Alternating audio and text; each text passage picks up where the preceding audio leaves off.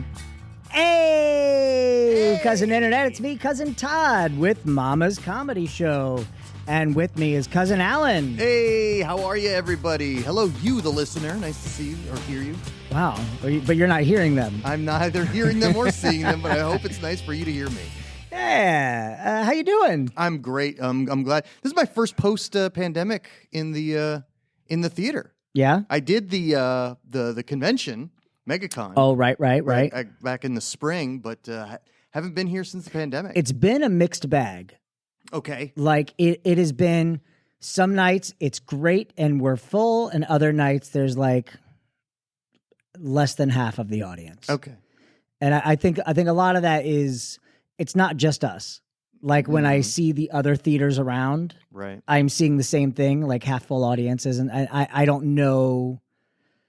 I don't know if it's just there is a percentage of people who aren't going out, or I mean, I feel like everyone I know is going out and doing things again. right. I don't know why the theater in particular.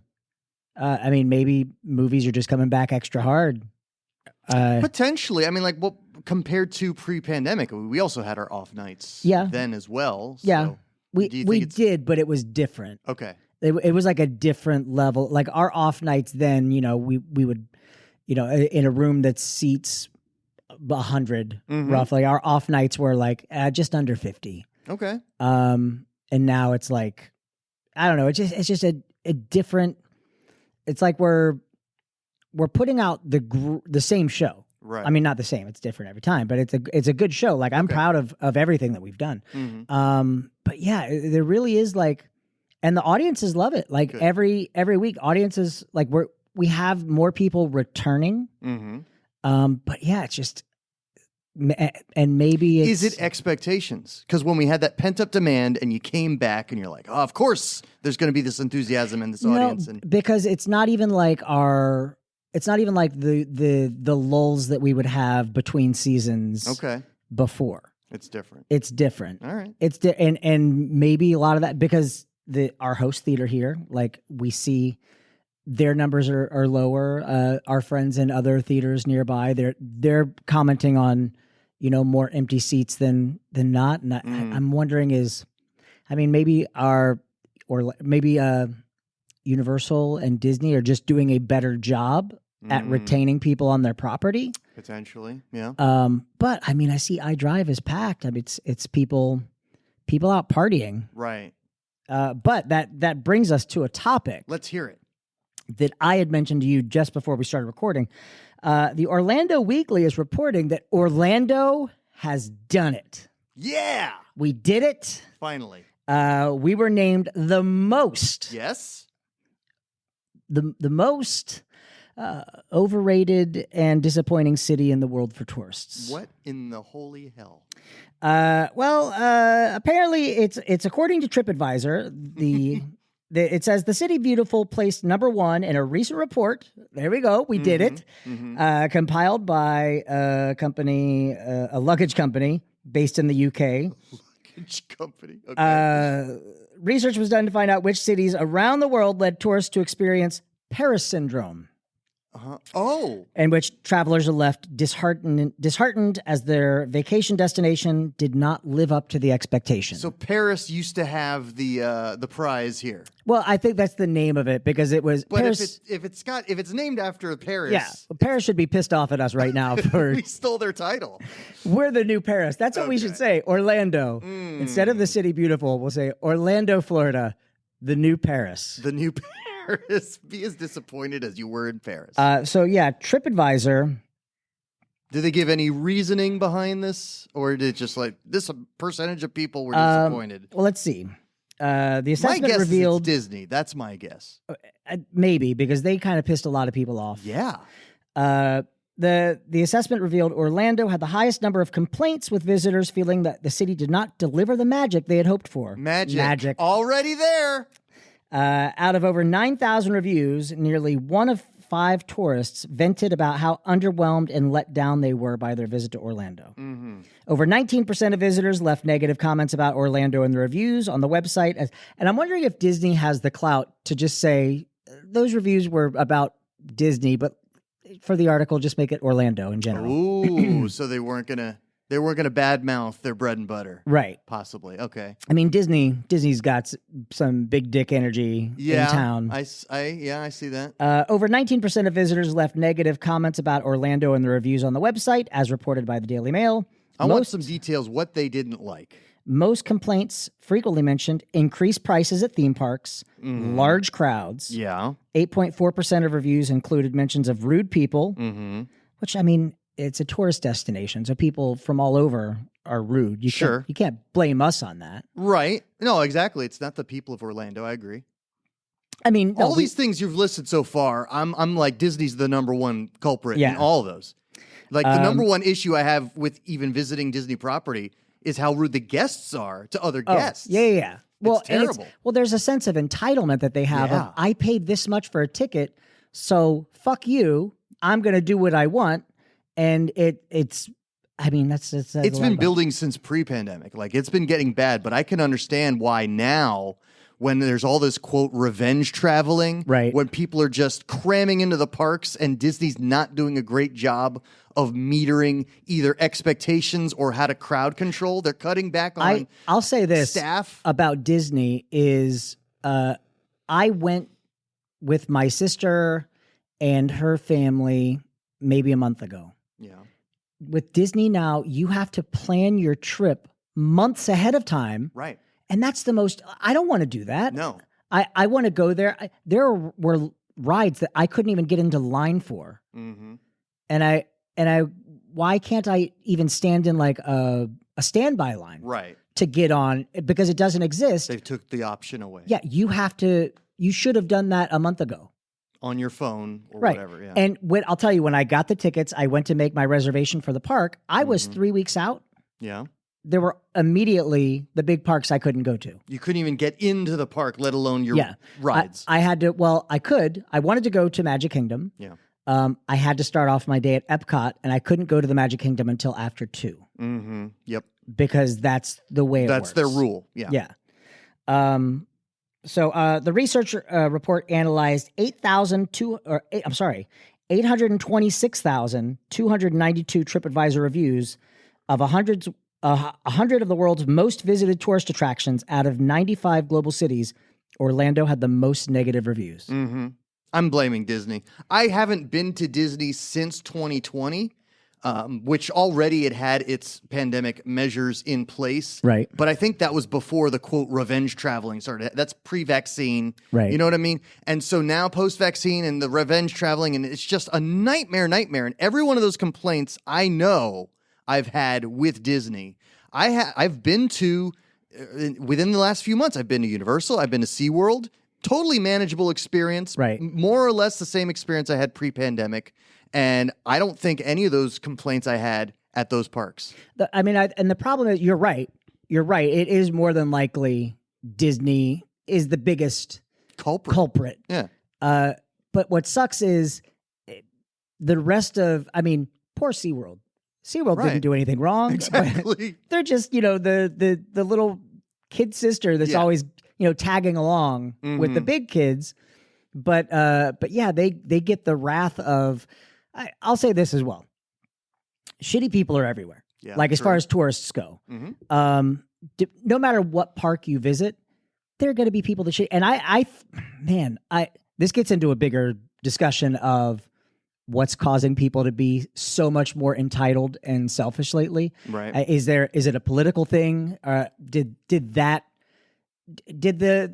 political turmoil that the country has experienced in the last 5-6 years. Yeah. Just the divisiveness. Did that just get people in the mood to fight and feel entitled for things? Or I don't know what caused it, but people definitely, and maybe could very well be the ticket price increase. Yeah. That Disney really does lead. Yeah, very much so. What's a Disney ticket price now? $150 for one park, I think. Get the fuck out. A 1 day, one park, yeah. And I can't even get in a standby line. Go fuck yourself. Yeah, exactly. I don't know. I don't know what the solution is. I've done some traveling. I was in Mexico a couple weeks ago. Actually, it was on Thanksgiving week. Right. And like the people at the airport in Mexico were pretty darn manageable. I know there was some heavy crowds and like there were some things I might have had some issues with, but it wasn't like look, Disney Springs. Right. I'm not even talking about paying for admission. Yeah. There's some attitude at Disney Springs that's a major issue, and it's all guests. I paid $14 for this hot dog. You got to let me spit on you. I don't know. I need to describe this situation. And this was like, if you want to get political, it was shortly after the 2016 election. Okay. Around that time. But I was in the Coca-Cola store. And maybe it was too much caffeine in this guy. I don't know. Right. But I don't know if you've ever been there. On the ground floor, there's an elevator. And I'm like, where do I stand for the elevator? I'm looking at the elevator. What floor are the two elevator shafts on? I look down at the floor. There's these diagonal white lines in front of the doors. And I'm like, I guess I'm not supposed to stand here. And then I'm standing. I'm looking at which elevator is going to be next. Okay, I guess it's the one on my left. And this guy over my left shoulder goes, yeah, you can wait in line. And I go, do you have a line here? And he goes, yes, there's a line. It couldn't be more obvious. All you would have to do is open your eyes. And behind him, there's a 7-file row of, however many people. Right. But it's like 7 people standing next to each other doesn't usually equate a line. Right. Something that's linear. It's a crowd. And I didn't notice that. I'm looking at like 3 different things. Yeah. This guy's out of his mind. And then he starts yelling at my mom, who walks in like moments later, and she's also equally confused. There's a line! There's a line! And the people with him are yelling at her. And it's just like, where is this coming from? Yeah. This absolute tight, twisted anger. What I feel like, what I'm trying to figure out is how do I tap into that rage and get those people to do my bidding? Yes. I've said, maybe we said this on the last podcast but it's something that I've talked to someone about. I've been listening to some podcasts about cults and I'm like, man, there's a sweet spot in that cult life where you have it all. You have it all. And then they're always like, all right, let's go kill that sheriff. and then it's like, well, that was where your cult fell apart. Right. Your cult fell apart when you were like, hey, bring me your daughters. Yes. For a while though, you had it. Yeah, you were like, hey, people are serving in martinis and God doing everything for free. God spoke to me last night and told, no shit. I think this was David Koresh, who told the women of his group, God wants me to put my seed in you. And I was like, son of a bitch. I've never even tried that line. I've never been bold enough to try that line, but God dang it. He had the balls. He did, literally. That's where the seeds come from. Yeah, I mean, the entitlement thing sucks. And there is it's a growing problem. Yeah. And I don't know if there's a solution. And, to be fair, our ticket price at Mama's is so low because I don't want we were asked to raise our prices really significantly by the venue. Yes. Interesting. And it became a big back and forth that I don't want to do that because I feel like I would rather compete with a movie theater. Yeah. Like we're a movie ticket. Absolutely. And if for some reason people come in here and we shit the bed or they just don't like the show. Right. They're like, oh, we wasted $15. Right. But we got 2 hours out of it. That's right. And everything else, drinks, food that you paid for, right. You can blame that price of that food on that experience. Well, so, and I managed other venues and other shows where the ticket prices were astronomically higher. Where we're just 15, for the entertainment. Oh yeah. I mean, we're $15 here for our show, but we give you that discount card. So it's $10 every time you come after that and you get a free show. Some of these other venues, the gate price at the door is $74 with no food included. You get food, okay, but the food. Let's be real about it. Any dinner show you go to, yeah, but assume the food is worth $20. Yeah, even still, that's $50 for entertainment. That's pretty steep. And this is a Disney thing also, but when you charge for parking. At a place where I am spending thousands of dollars to patronize, right? That is infuriating. Well, and it was only within the last year or so they started charging hotel guests Yeah, for parking. get the fuck out of here. Like I'm spending like depending on the hotel, between $100 and $300 a night. Right. You're charging me $40 or $50 to park my car so that I can spend money in your place. Right. Eh, It's like just include that in the price of me staying there. And don't tell me. Just say, hey, it's instead of $100 a night, it's $150 a night. Parking's included though, so don't worry about your car. I will feel so much better. Right. But yeah, I don't know.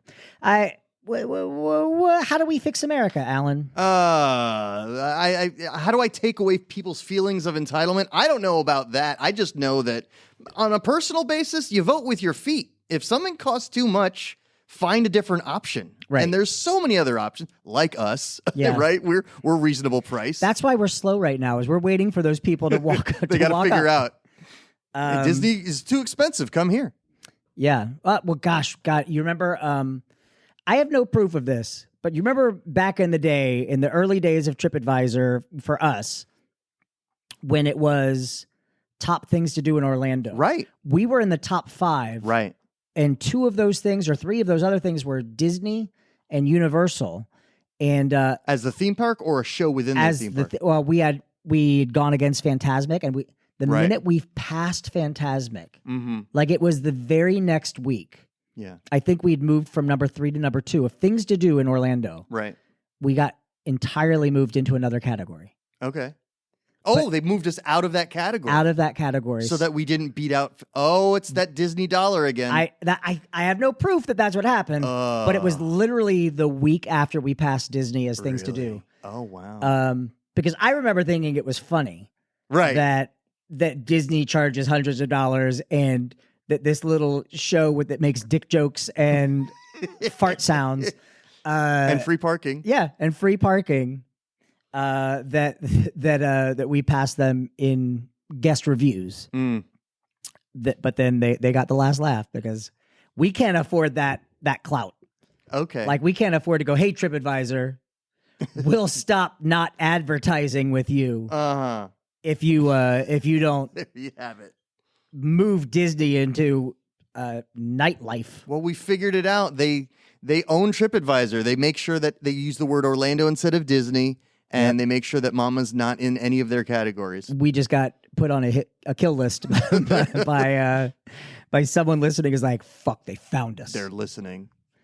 Yeah. So that's basically that. Do you have holiday plans?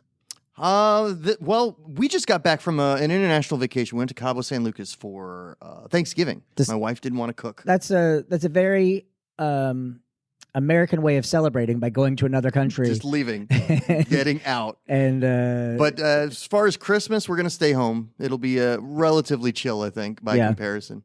Yeah, it'll be nice. We're leaving. For years, my family has asked, because they all want to get together for Christmas, and they would say, hey, can you get off on Christmas? And I was like, no, as an entertainer, we just can't. Like it's the busiest time of year for us.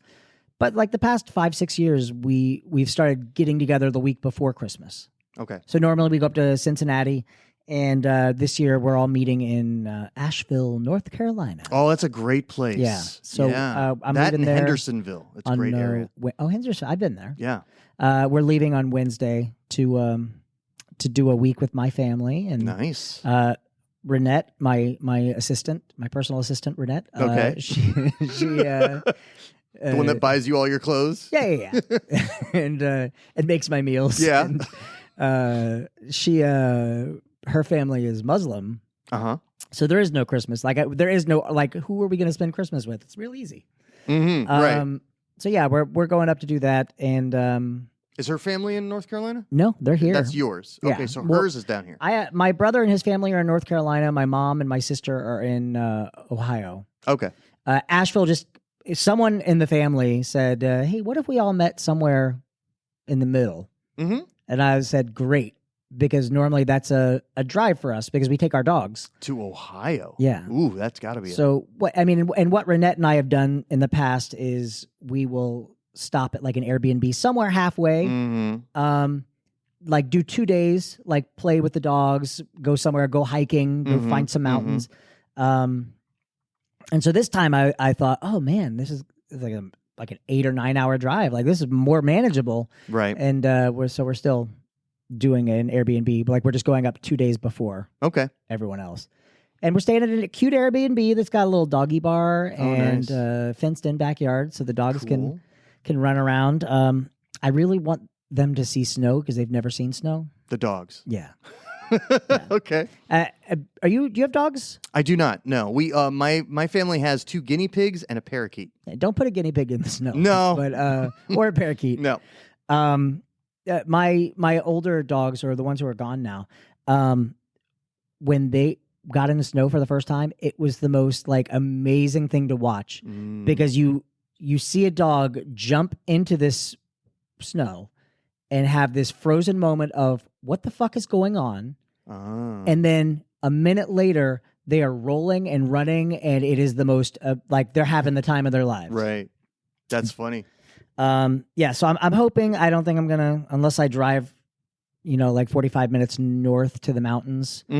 But if that's the case, then I'm gonna do a day skiing and to hell with everyone else. Oh, I can't wait for this sleepover bus thing to catch on. Have you seen like online? Like they actually have a bus that goes from Washington D.C. to Nashville, and the seats recline like those fancy international planes do. Right, yeah. That do full bed on. They do that in the bus. They seat about 20 people in the bus, and you can sleep on this thing. It's like a 12-hour drive. I'm like, this is what we've been needing for years. Have you? I mean, it'd be great if it drove overnight too, so that it you does. Could just... Well, that route goes overnight. It leaves at like 7:30 p.m. arrives at 7:30 a.m. Oh, that's great. Yeah. Well, then yeah, you just spend a few hours pissing away on your phone and then just pass out. Pass out, and your whole trip's pretty much done while you sleep. I've said before, like those Japanese pod hotels. Have you seen those? Yeah. Where it's like basically a coffin, a drawer, a file cabinet. Yeah, that you crawl inside. Yeah. I was like, at what point would it be like? And this would be pretty great. And I'm sure that there are legal ramifications to this, but you want to go to London, but it's expensive to go there. Yeah. But hey, we have like a jumbo cargo plane that is those pods. Right. And so you climb in, settle in, and then they gas everybody. Oh no. So you're asleep. Yeah. Right? So, but you're just in a pod, and then 10 to 12 hours later you wake up refreshed in another country. So I'm assuming the pilots have gas masks on. You don't want them getting a whiff of the cabin. I mean, if they do, you won't know. Oh, right. You'll just wake up in the afterlife. Yeah. Allegedly. Yes. All right. We should start wrapping things up so we can get ready for a show. But Alan. Yes. What did you learn tonight? I learned that TripAdvisor is on the take for Disney. I don't think that's a secret. I think anyone who lives here knows that. But I learned something too. I learned that God, I had this problem last time too. Oh, you couldn't remember what you learned? Yeah. I learned that Disney is responsible for 95% of unhappy people in Orlando. But then again, I feel like everyone knew that already too. another well-known Orlando fact. All right. Well, we're Mama's Comedy Show. We're here every Friday night at 8 p.m. Call 473-631-1985 to make a reservation. December 23rd is our 13th annual Christmas show. So book tickets for that. Alan, where can people find you? Do you have anything coming up? You can occasionally hear me as the voice of Vol at Volcano Bay. Yeah. That's more or less all I can think of off the top of my head. That was not listed as a complaint on TripAdvisor. There you go. See, Volcano Bay is where it's at. Great. You can find me on Twitter for as long as that is still up and running, at Totters. That's also my Instagram, at Totters, or Duty Poo Poo on Xbox Live. Someone asked me this. It's DOODIEPOOPOO. Nice. Proper way of spelling Duty Poo Poo. Okay. If you want to play some Overwatch. All right. We'll see you guys later. Don't be assholes. Bye.